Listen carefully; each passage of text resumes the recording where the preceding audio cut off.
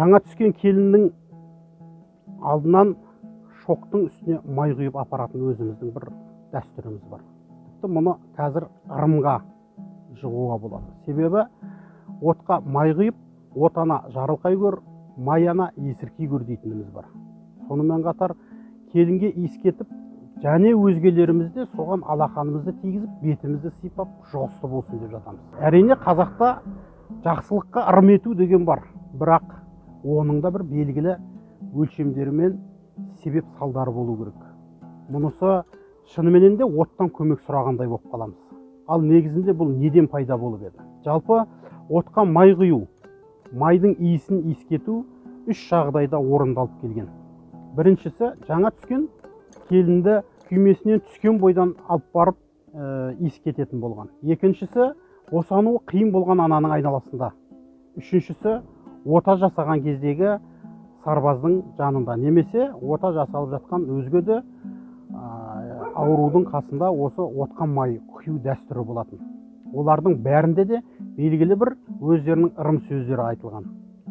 Ал енді мұның ғылыми жағына келетін болсақ қалай? Жаңа түсіп жатқан келін күймеден түскен бойдан қаншама адамға кезігеді.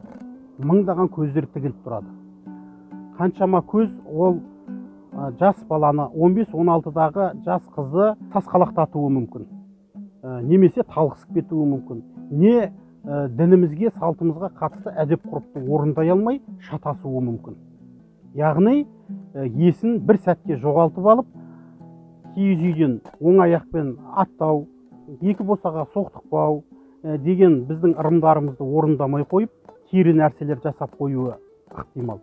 Сонымен қатар тіпті қаншама көз тесіліп тұрғанда талықсып кетуі де ғажап емес. Осының алдын алу мақсатында шоққа қойдың құйрық майын қыздырып әкеліп иіскететін. Бұны ғылымда да пайдаланған екен. Яғни ғылыми тілмен айтқанда нашатыр ретінде адамның есін жинату үшін, өз-өзіне тез келу үшін ащы иісті алып барып иіскететін болған. Жалпы әрбір адам осы шоққа қойдың құйрық майын қыздырып, оны иіскеп көрсе, өте ащы, тез есіңді жинап алатын әсер береді. Сонымен қатар босану қиын болған анаға да осы шоққа май құйып иіскететін. Себебі талқысып кетіп, баланы өлтіріп алмау мақсаты болатын. Соғыста жараланған әскердің қасында да осы майды иіскетудің негізгі мақсаты осы болатын. Сондықтан бүгінгі түсіп жатқан келінге май иіскетілгенде Аллаға серік қосу деп емес, бұл бір біздің аталарымыз орындаған әдеп ғұрыптардың бір бөлшегі деп қарағанымыз жөн болар.